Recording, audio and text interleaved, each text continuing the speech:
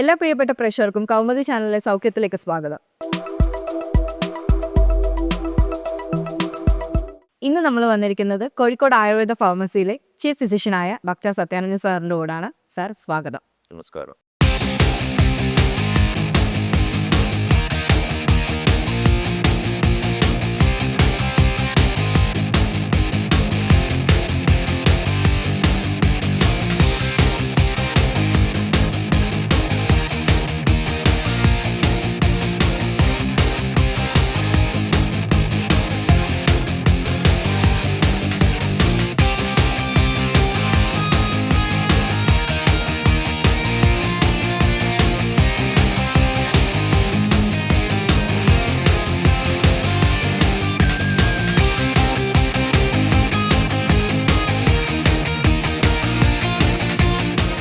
സാറിൻ്റെ ഒരു ജേണി നോക്കുമ്പോൾ കോഴിക്കോടാണ് ജനനം.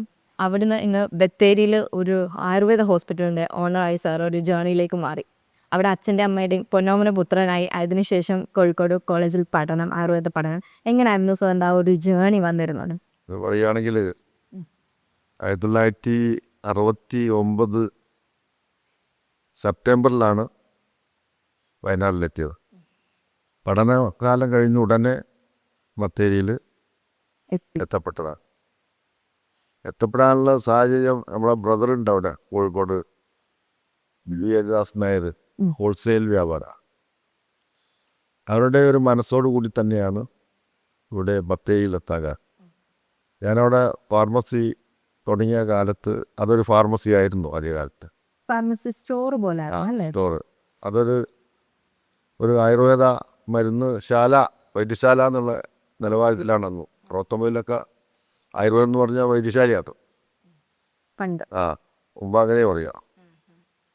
പിന്നെ ആ കാലത്ത് തന്നെ പറയുന്ന സർക്കാർ ലെവലിലുള്ള ഡിസ്പെൻസറി ഒക്കെ ഉണ്ടെങ്കിൽ പോലും കഷായ ആശുപത്രി എന്നാണ് പറയുക. അപ്പോൾ അങ്ങനെ ഒരു കാലഘട്ടത്തിലാണ് ഞാനിവിടെ എത്തപ്പെട്ടത്. ആ സമയത്ത് ബത്തേരിയിലോ അല്ലെ വയനാട്ടിലോ തന്നെ ക്വാളിഫൈഡ് ആയിട്ടുള്ള ഡോക്ടേഴ്സ് വളരെ കുറവാണ്.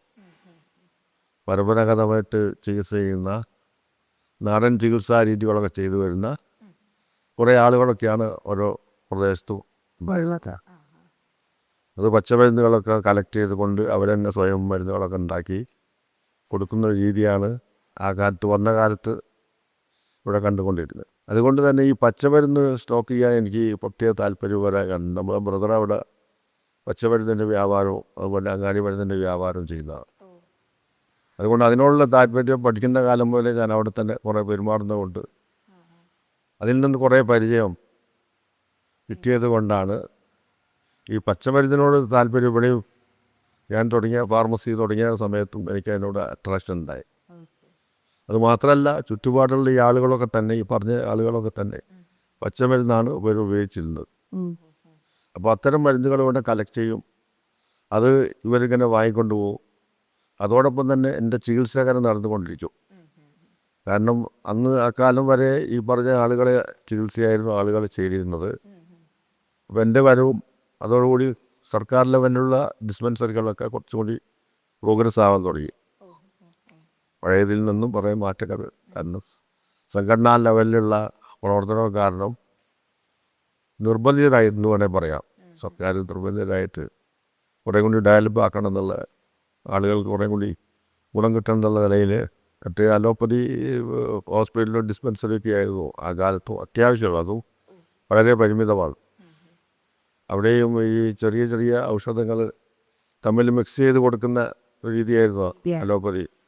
ഇന്നത്തെ പോലെ അത്ര ഒരു അല്ല, അന്ന് തമ്മിൽ മിക്സ് ചെയ്യുക, മരുന്നുകളെല്ലാം മിക്സ് ചെയ്ത് കൊടുത്താ.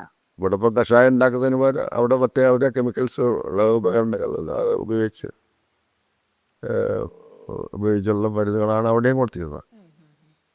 അത് കാലഘട്ടം മാറുന്നതോടുകൂടി ആളുകൾക്കും ബോധവാന്മാരായി. അതോടുകൂടി ചികിത്സയിലും മാറ്റങ്ങൾ വന്നു, മരുന്നിലും മാറ്റം വന്നു. മരുന്നുകളൊക്കെ അന്ന് പ്രധാനമായിട്ടും ഒരു നല്ല നിർമ്മാതാവ് എന്ന് പറഞ്ഞാൽ കോട്ടയ്ക്കൽ ആയുർവേദശാലയാണ് കേരളത്തിൽ അറിയപ്പെടുന്ന ഒരു സ്ഥാപനം. ES വാരനാൽ സ്ഥാപിച്ച അതെ ആയുർവേദ നിർമ്മാണ ഔഷധത്തിൽ തന്നെ കുറേ മാറ്റങ്ങൾ അദ്ദേഹത്തിൻ്റെ സേവനത്തിലൂടെ കിട്ടിയിരുന്നു ആര്യവൈദ്യശാലയ്ക്ക്. മാറ്റങ്ങൾ വരുത്ത് കഷായങ്ങൾ കേടുകൂടാതെ സൂക്ഷിക്കാനുള്ള ഒരു തുടക്കം ആര്യവൈദ്യശാലയാണ് അതിനുള്ള സംവിധാനം കണ്ടുപിടിച്ചത്. അതുവരെ കഷായം ഉണ്ടാക്കി അപ്പം കഴിക്കാന്നുള്ള രീതികളാണ് ആളുകൾ ചെയ്തു വന്നത്. മരുന്ന് വാങ്ങാനുള്ള ആവശ്യങ്ങൾ കൂടി, ആളുകൾ ഫിനിഷ്ഡ് പ്രൊഡക്റ്റ് കിട്ടാൻ തന്നെ ഒരു താല്പര്യം കൂടി. ആ മാറ്റങ്ങൾ ഉൾക്കൊണ്ടുകൊണ്ടാണ് ഈ കമ്പനികളുടെ മരുന്നിലേക്ക് അട്രാക്ഷൻ ഉണ്ടായി. അതുപോലെ വേറെ ചില കമ്പനികളൊക്കെ അന്ന് ഉണ്ടായിരുന്നു, പക്ഷെ അവരൊന്നും കേരളത്തിൽ അങ്ങനെ മാർക്കറ്റ് ചെയ്യാറില്ലായിരുന്നു.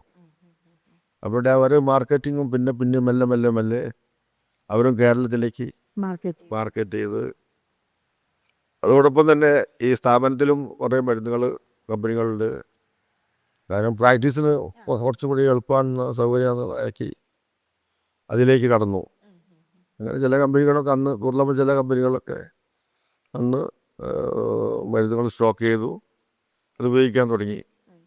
അതോടൊപ്പം തന്നെ നമ്മളിവിടെ നിർമ്മാണത്തിൻ്റെ പ്രാരംഭ ദിശയിൽ അവിടെ സ്ഥാപനത്തിൽ തന്നെ തുടങ്ങിയായിരുന്നു. അവിടെ തന്നെ വെച്ച് അതിൻ്റെ ബാക്കിൽ ഫാർമസി സൗകര്യങ്ങൾ ഉണ്ടായിരുന്നു. അന്നേരം സൗകര്യം മതിയായിരുന്നു. അപ്പം അത്യാവശ്യം സ്വന്തം നോട്ടത്തിൽ തന്നെ മരുന്നുകൾ ഉണ്ടാക്കുന്ന ഒരു രീതിയിലേക്ക് വന്നു. ചില മരുന്നുകൾ അത്യാവശ്യം വേണ്ട ചില മരുന്നുകളൊക്കെ ഉണ്ടാക്കാനും അതിനുള്ള ആളുകളെ, പരിചയമുള്ള ആളുകളെ പിന്നെ ഞാൻ തന്നെ ഡയറക്റ്റ് ചെയ്യും. അങ്ങനെയാണ് ഈ സൗകര്യത്തിന് ഈ ഭൂമി കിട്ടി. ഇവിടെ തുടക്കത്തിൽ ചെറിയ രൂപത്തിൽ തുടങ്ങിയോടുകൂടി department drugs and cosmetic department license വാങ്ങി. അപ്പോൾ കുറച്ചുകൂടി ഡെവലപ്പ് ചെയ്യാനുള്ള, അപ്പോൾ അവരെ നിർദ്ദേശങ്ങൾ വന്നു. അതിൻ്റെ സൗകര്യങ്ങൾ അത്ര അത് പല മാറ്റങ്ങളും വരുത്തണം എന്നുള്ള നിർദ്ദേശങ്ങൾ ഡിപ്പാർട്ട്മെൻറ്റിൻ്റെ ഭാഗത്ത് വന്നതോടുകൂടി അതൊക്കെ ആ സൗകര്യങ്ങളൊക്കെ ഉണ്ടാക്കി കൂടുതൽ സ്റ്റാഫ് വേണ്ടി വന്നു. അപ്പോൾ അങ്ങനെ സ്റ്റാഫിനെ കൂടുതലായിട്ട് നിയമിച്ചു. അതോടൊപ്പം ഡോക്ടർ വേറെയും വേണമെന്ന് പറഞ്ഞു. ചാർജിലേക്ക് ഈ മാനുഫാക്ചറിങ് സെക്ഷനിലേക്ക് ഡോക്ടർ വേണം. പിന്നെ വേറെ ടെസ്റ്റ് ലാബ് വേണം. അതൊക്കെ ഡെവലപ്പ് ചെയ്ത് വെക്കും. ലാബ് വേണം. മരുന്നുണ്ടാക്കിയാൽ മാത്രം പോലെ അത് ടെസ്റ്റ് ചെയ്ത് അതിൻ്റെ റിസൾട്ട് കാണിക്കണം, ഫയൽ ചെയ്യണം. പിന്നെ GMP, അത് പിന്നീട് കുറച്ച് അടുത്ത കാലത്തായിട്ട് ഗുഡ് മാനുഫാക്ചറിങ് സർവീസ് എന്ന് പറഞ്ഞിട്ട് GMP സർട്ടിഫിക്കറ്റ് നിർബന്ധമായി. അപ്പോൾ അതിൽ റെക്കോർഡ്സുകൾ കുറേ കൂടി വിപുലമായ രീതിയിൽ സൂക്ഷിക്കേണ്ട നിലവാരത്തിലേക്ക് പരിസര വൃത്തി, അതുപോലെ ഓരോ ഡിപ്പാർട്ട്മെൻറ്റിലും പൊടിക്കുന്നതായാലും ഗുളികൾ അരയ്ക്കുന്നതായാലും പാക്ക് ചെയ്യുന്നതായാലും ഒക്കെ അതൊക്കെ റെക്കോർഡ് ആക്കി വെക്കണം. അത് വളരെ വൃത്തിയോടുകൂടി തന്നെ കൈകാര്യം ചെയ്യേണ്ട നിലവാരത്തിലേക്ക് എത്തിച്ചേർന്നു. നമ്മൾ സാധാരണ നമ്മളൊരു സ്റ്റോറിലാണെങ്കിൽ നമ്മൾ മരുന്ന് വിതരണം ചെയ്യുക, അത്രയേ ഉള്ളൂ. ഇവിടെ നേരെ തിരിച്ചായിരുന്നു. സാർ അവിടെ ഇരുന്നതിന് ശേഷം ആൾക്കാർ കൂടുകയും ഒക്കെ വന്നിട്ടുണ്ടെന്ന് സാറിൻ്റെ ഒരു ബയോഗ്രഫിയിൽ എനിക്ക് അറിയാൻ കഴിഞ്ഞു. അപ്പം അത് അങ്ങനൊരു തീരുമാനത്തിലേക്ക് എത്താൻ എന്തായിരുന്നു കാരണം? തീരുമാനം ഞാൻ ആദ്യം സൂചിപ്പിച്ചല്ലോ, കോഴിക്കോട് നിന്ന് ഉള്ള പരിചയത്തിൻ്റെ സ്ഥാപനത്തിലുള്ള പരിചയം, അതാണ് ഈ സെയിൽസിലേക്കുള്ള താല്പര്യം ജാസ്തി വന്നത്. അവിടെ വിൽപ്പന മാത്രം നടക്കുന്ന സ്ഥാപനമായിരുന്നല്ലോ. അപ്പോൾ അതുകൊണ്ടാണ് അങ്ങാടി മരുന്നുകളും പച്ചമരുന്നുകളും ഒക്കെ സ്റ്റോക്ക് ചെയ്യാനും, അപ്പോൾ അതിൻ്റെ ആവശ്യക്കാരും കൂടി വന്നു. പിന്നെ നമുക്കിവിടെ നിർമ്മാണത്തിനും ഇതൊക്കെ വേണമല്ലോ. അപ്പോൾ രണ്ട് പർപ്പസായി, വിൽപ്പനയ്ക്കുമായി നമ്മുടെ നിർമ്മാണത്തിനും റോ മെറ്റീരിയൽസായി. രോഗത്തിനല്ല മരുന്ന് കൊടുക്കേണ്ടത്, രോഗിക്കാണെന്ന് സാർ ഒരു മനസ്സിലായി. ആയുർവേദത്തിൻ്റെ സ്ഥിരം അത് തന്നെയാണ്. രോഗിക്കല്ല, രോഗത്തിനല്ല, രോഗി എന്ന് പറഞ്ഞാൽ തന്നെ ദോഷം, ധാതുക്കളും മലങ്ങളും എല്ലാം കൂടി അടങ്ങിയതാണല്ലോ ഓരോ വ്യക്തിയും. അപ്പോൾ അതിൻ്റെ ദോഷങ്ങളെ പരിഹരിക്കുക, അതുപോലെ ധാതുക്കളെ സമാവസ്ഥയിലാക്കുക, പിന്നെ മലമൂത്ര വിസർജനങ്ങളൊക്കെ കൃത്യമായിട്ട് നടക്കണമല്ലോ. അപ്പോൾ അതിനുള്ള ഔഷധങ്ങളാണ് ആയുർവേദത്തിലൂടെ നമ്മൾ ചെയ്തുകൊണ്ടിരിക്കുന്നതും. ആ സിസ്റ്റത്തിൽ അതാണ് അതിൻ്റെ ഫണ്ടമെൻ്റൽ. ദോഷധാതു മലാമൂലം എന്ന് പറയുന്നുണ്ട്. പഞ്ചേന്ദ്രിയങ്ങൾ, കർമ്മേന്ദ്രിയങ്ങളൊക്കെ അത് വേണ്ടതുപോലെ പ്രവർത്തിച്ചാൽ മാത്രമേ രോഗമില്ലാത്ത അവസ്ഥ ഉണ്ടാവും. അപ്പോൾ ഈ ഇന്ദ്രിയങ്ങളൊക്കെ തന്നെ കൃത്യമായിട്ട് അല്ലെങ്കിൽ അധികമായിട്ട് ഉപയോഗിച്ചാലോ വേണ്ടതുപോലെ ഉപയോഗിക്കാതിരുന്നാലും രോഗത്തിനുള്ള അവസ്ഥയാണ്. അതെ. അത് നമ്മളൊക്കെ അനുഭവിച്ച് വരുന്നതാണ്, നമ്മളെ അറിവിലും വരുന്നതാണ്. അറിയാം, ഈ കമ്പ്യൂട്ടറിലൊക്കെ വർക്ക് ചെയ്യുന്ന ആളുകൾ സ്ഥിരമായിട്ട് ഇങ്ങനെ കുറേ ഇരുന്ന് കഴിഞ്ഞാൽ കുറേ കാലം കഴിയുമ്പോൾ അവർക്ക് കാഴ്ചയ്ക്കുള്ള പ്രയാസങ്ങൾ വരുന്നുണ്ട്. അതെ അതെ. അതുപോലെ ഓരോ ജോലിക്ക് അതിൻ്റേതായിട്ടുള്ള റിസ്ക് ഉണ്ട്. പ്രധാനപ്പെട്ട രോഗങ്ങളൊക്കെ തന്നെ ജീവിതശൈലി രോഗത്തിൽ പെട്ടു. പ്രമേയം മുതൽ BP മുതൽ ക്യാൻസർ, അതുപോലെ ഉദരരോഗം എന്ന് വേണ്ട ഒരു 10-12 രോഗങ്ങൾ, പ്രധാനപ്പെട്ട രോഗങ്ങളൊക്കെ ആ ഗ്രൂപ്പിൽ തന്നെ ഉണ്ട്. അപ്പോൾ ആയുർവേദ മേഖലയിൽ നമുക്ക് ഒരുപാട് കാര്യങ്ങൾ ചെയ്തു വരുന്നുണ്ട്. കാരണം മാറാ രോഗങ്ങളൊക്കെ തന്നെ പലതും തന്നെ ആയുർവേദ ചികിത്സ കൊണ്ട് മാറ്റി കഴിയുന്നത്. അല്ലെ സാമ്പത്തികമായിട്ട് വലിയ ചിലവ് വരുന്ന സർജറി വരെ ആയുർവേദ ചികിത്സ കൊണ്ട് ഒഴിവാക്കാൻ കഴിയുന്നുണ്ട്. അപ്പോൾ സാറ് 1969 നമ്മളിവിടെ ബത്തേരിയിലൊരു ഫാർമസി തുടങ്ങുമ്പോൾ പോലും നമ്മൾ കൂടുതൽ ആയുർവേദ മെഡിസിൻ ആയിരുന്നു എല്ലാവരും യൂസ് ചെയ്തത്. ഇന്ന് നമ്മൾ ആയുർവേദം എന്ന് യൂസ് ചെയ്യുന്നത് ആകെ കർക്കിടക മാസം വരുമ്പോഴാണ്. കർക്കിടക കഞ്ഞി, കർക്കിടക ഗോട്ടക്കാറ്റ്, കർക്കിടക ചികിത്സ. അപ്പോഴാണ് നമ്മൾ ആയുർവേദത്തിലേക്കുള്ളൊരു നമ്മളൊരു നോട്ടം വെക്കുന്നത് പോലും. ഓക്കെ, നമുക്ക് അങ്ങനെ ചെയ്താലോ എന്ന്. സോ ആ ഒരു മാറ്റം അല്ലെങ്കിൽ ആ ഒരു വളർച്ച, അല്ലെങ്കിൽ ഇപ്പം നമ്മുടെ ഇംഗ്ലീഷ് മരുന്നിൻ്റെ വളർച്ച പ്ലസ് ആയുർവേദത്തിലുണ്ടായ പ്രശ്നമാണ് ഈ ഒരു ഇതിനെപ്പറ്റി എന്താ sir as A Ayurveda doctor എന്താ സാറിൻ്റെ ഒരു വ്യൂ ഓഫ് പോയിന്റ് ഉള്ളത്? കർക്കിടക മാസം തിരഞ്ഞെടുക്കാൻ ഒരു പ്രധാന കാരണം ഫ്രീ ആയിട്ടിരിക്കുന്ന സമയമാണല്ലോ. കാരണം കാലാവസ്ഥ പ്രതികൂലമാണ്. അപ്പോൾ എന്തായാലും മിക്കവാറും വീട്ടിലിരിക്കും. ജോലി ചെയ്യാൻ പുറത്തേക്ക് പോകാൻ പ്രയാസമുണ്ട്. ഓപ്പണായിട്ടുള്ള ജോലി ചെയ്യാൻ വളരെ പ്രയാസമുള്ള സമയമാണ്. അതുകൊണ്ട് വീട്ടിലൊരുങ്ങി കൂടുന്ന സമയത്ത് വിചാരിക്കും എന്നാൽ ഈ സമയത്തായിക്കോട്ടെ. പിന്നെ കാലാവസ്ഥ അനുകൂലമാണ്. ട്രീറ്റ്മെൻറ്റ് ചെയ്യാൻ നാല് എക്സ്റ്റേണൽ ട്രീറ്റ്മെൻറ്റ്, ഫുൾ ബോഡി മസാജും സ്റ്റീമൊക്കെ ചെയ്യാന്ന് പറഞ്ഞാൽ അതിന് സമയങ്ങൾ വേണം. മണിക്കൂർ കണക്കിൽ സമയം ചിലവാക്കണം. അതൊന്നും സാഹചര്യത്തിലുള്ള ആളുകൾക്ക് അതിനുള്ള സമയം ചിലവാക്കാനില്ലാത്ത ഒരു വിശേഷം നമ്മൾ അറിയേണ്ടതാണ്. ആളുകൾക്ക് തിരക്ക് പിടിച്ച നിലവാരത്തിലാണ് ജീവിത രീതികളൊക്കെ, സാഹചര്യങ്ങളൊക്കെ തന്നെ തിരക്കാണ്. ഈ ഭക്ഷണത്തിനെ സംബന്ധിച്ച് നമുക്ക് മിക്കവാറും രോഗങ്ങളൊക്കെ ഉണ്ടാകുന്നത് ഭക്ഷണം കൊണ്ട് തന്നെയാണ്. ജലജന്യമായിട്ടുള്ള രോഗങ്ങളും ഉണ്ടാവുന്നുണ്ട്. ഇപ്പം നമ്മൾ ഈ ഒരു പുതിയൊരു ബിൽഡിങ്ങിലേക്ക് നമ്മൾ മാറി, പഴയടുത്ത് ഉണ്ട്, എന്നാലും നമ്മൾ ഇങ്ങോട്ടേക്ക് കുറച്ചും കൂടെ ഡെവലപ്ഡായി നമ്മൾ ഇങ്ങോട്ട് മാറി. ഇവിടെ ഇപ്പം എന്തൊക്കെയാണ് കറണ്ടിൽ നടക്കുന്നത്? ഇവിടെ ഇപ്പം ഈ എക്സ്റ്റേണൽ ട്രീറ്റ്മെൻ്റ് ആണല്ലോ ഇവിടെ നടക്കുമ്പോൾ. ദേശീയം എന്ന് പറഞ്ഞാൽ പ്രധാനമായിട്ട് എക്സ്റ്റേണൽ ട്രീറ്റ്മെൻറ്റ് വേണം. അതിനാണ് ഈ പിച്ചിൽ ധാരാന്നൊക്കെ പറഞ്ഞ സംഭവങ്ങൾ ധാരാളം നടത്താനാണല്ലോ ട്രീറ്റ്മെൻറ്റ് സെൻ്ററുകൾ. പ്രസവാനന്തര ചികിത്സയ്ക്ക് ആയുർവേദം മരുന്ന് കഴിക്കണം എന്നുള്ളത് നമ്മുടെ കേരളത്തിലെ ഒരു സ്ഥിതിയാണ്. അതിപ്പോൾ എല്ലാ ഭാഗത്തും കരണ്ടൊന്നുമില്ല. കേരളത്തിലുള്ള ആളുകൾക്ക് ഒരു പരമ്പരാഗതമായിട്ട് ആ പരിചയമുണ്ട്.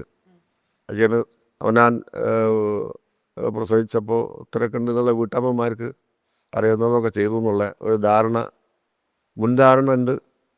വീട്ടിലെ മുത്തശ്ശിമാരൊക്കെ പറഞ്ഞ് ധരിപ്പിക്കുന്നു.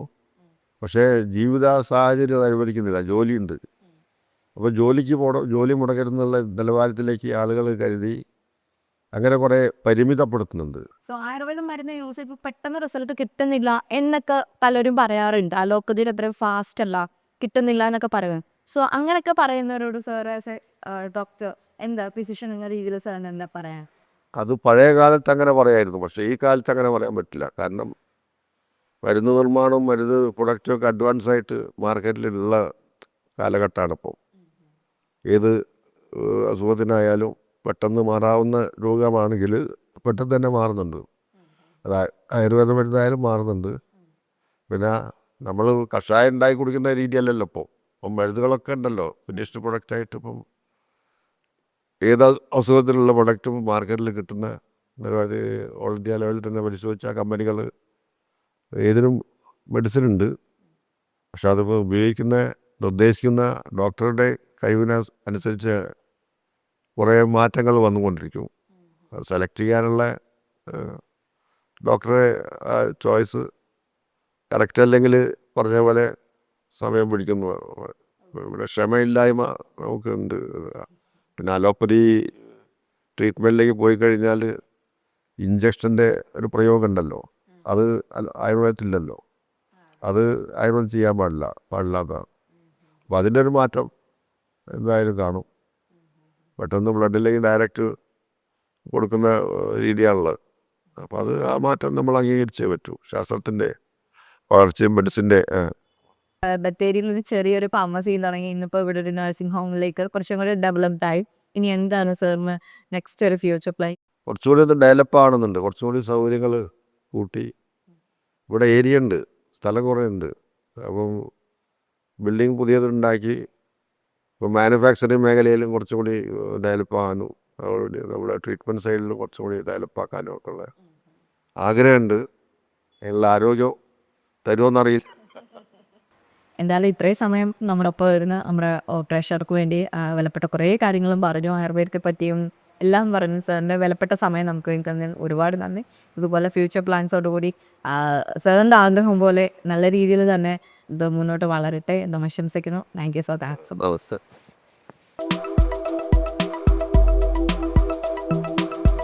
കോഴിക്കോട് ആയുർവേദ ഫാർമസിയിലെ ഫിസിഷ്യനായ ഡോക്ടർ അരുണാണ് നമ്മുടെ കൂടെ ഉള്ളത്. ഡോക്ടർ സ്വാഗതം. 11 വർഷത്തെ ജേണിയാണ് ഈ ഒരു ഫാർമസി ഹോസ്പിറ്റലോ ആയിട്ടല്ലേ ഡോക്ടർ ഉള്ളത്? അതെ.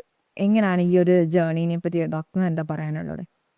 ഇപ്പോൾ 11 വർഷം എന്ന് പറയുമ്പോൾ അതിന് കാരണം തന്നെ ഇവിടെ വന്നിട്ട് എല്ലാവരും അത്ര കാലം നിൽക്കാൻ വേണ്ടിയിട്ടല്ലല്ലോ പല സ്ഥലത്ത് വരിക. പക്ഷേ ഇവിടെ വന്നിട്ട് അത്ര കാലം നിൽക്കാനുള്ള പ്രധാന കാരണം എന്ന് പറഞ്ഞാൽ ഒരു ക്വാളിറ്റിയാണ്. ഇവിടെ ഡോക്ടർ സത്യൻ നായർ അദ്ദേഹം പറഞ്ഞല്ലോ. അപ്പോൾ അദ്ദേഹത്തിൻ്റെ ഒപ്പം വർക്ക് ചെയ്യുമ്പോൾ നമുക്കുള്ളൊരു ഏറ്റവും പ്രത്യേകത പറഞ്ഞു കഴിഞ്ഞാൽ മരുന്നുകളിപ്പോൾ ചില സാധനങ്ങൾ കിട്ടിയില്ല നമ്മൾ മരുന്ന് ഉണ്ടാക്കില്ല എന്നുള്ളൂ. അത്രയും ക്വാളിറ്റി നിലനിർത്തിക്കൊണ്ട് മാത്രമേ ഇപ്പോൾ നമ്മൾ ഹോൾസെയിലായിട്ട് ഒരുവിധ എല്ലാ കമ്പനികളുടെയും മരുന്ന് നമുക്കിവിടെ കിട്ടും. അപ്പോൾ നമുക്കൊരു പേഷ്യൻറ്റിന് പ്രിസ്ക്രൈബ് ചെയ്യുമ്പോൾ ഏത് മരുന്നുകളിൽ എഴുതാന്നുള്ളൊരു പ്രത്യേകത ഇവിടെയുണ്ട്. നമ്മളൊരു ക്ലിനിക്ക് ഒരു ഏജൻസി നടത്തുമ്പോൾ നമുക്ക് അതിൽ പരിമിതമായ മരുന്നുകളുടെ ഉള്ളിൽ നിന്ന് കൊണ്ടുപോയിട്ട് നമ്മൾ ചികിത്സിക്കാൻ വേണ്ടി വരും. അപ്പോൾ ഇവിടെ നമ്മളുണ്ടാക്കുന്ന മരുന്നുകൾ കഷായം, അരിഷ്ടം, കുഴമ്പ്, അങ്ങനെ മിക്കവാറും മരുന്നുകൾ നമ്മൾ ഉണ്ടാക്കുന്നതിന് പുറമെ അത് മാത്രം മതിയാവില്ല. അപ്പോൾ പേറ്റൻ്റ് ആയിട്ടുള്ള മരുന്നുകൾ ഉപയോഗിക്കും. അപ്പോൾ ഒരു പേഷ്യൻറ്റിന് നമ്മൾ ചികിത്സിക്കുമ്പോൾ ചിലർക്കൊരു 7-14, ചിലർക്ക് കുറേ മാസങ്ങളോളം കഴിക്കേണ്ടി വരും. അപ്പോൾ അത്രയും എനിക്ക് ചികിത്സിക്കുമ്പോൾ ഒരു സംതൃപ്തി കിട്ടുന്ന പോലെ ചെയ്യാൻ കഴിയും, റിസൾട്ട് ഉണ്ടാവുകയും ചെയ്യാൻ കഴിഞ്ഞുകൊണ്ട് ഞാൻ തന്നെ നിന്ന് ഞാൻ അറിഞ്ഞില്ല ഇത്രയും വർഷമായതൊന്നും. പണ്ടത്തെ പോലെ നമുക്ക് പെട്ടെന്ന് കിട്ടത്തില്ല, സുലഭമായി കിട്ടത്തില്ല പല മെഡിസിൻസ്.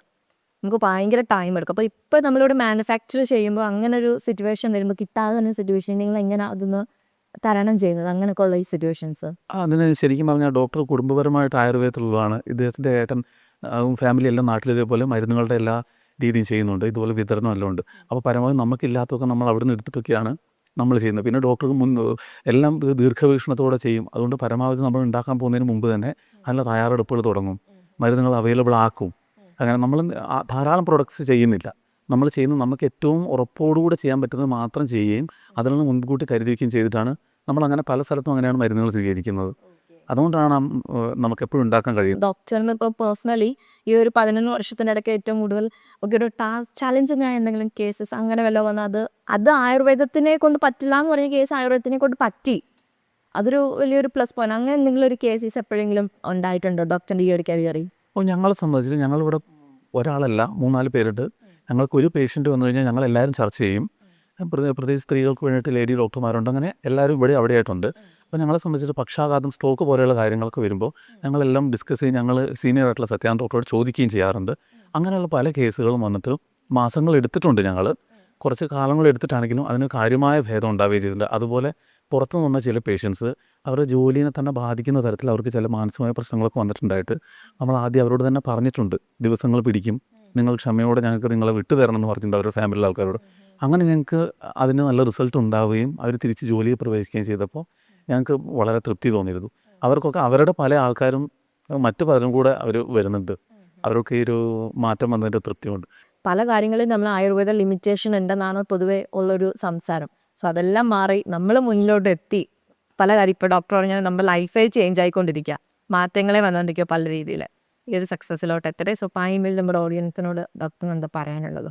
എല്ലാവർക്കും ഇങ്ങനെയൊരു നമ്മളോടൊരു ആയുർവേദത്തിനെ കുറിച്ചുള്ള ചർച്ച ഡോക്ടറുടെ ഇതിനോട് സംബന്ധിച്ച് നിങ്ങൾ ചെയ്തല്ലോ, അതിന് വലിയ നന്ദി.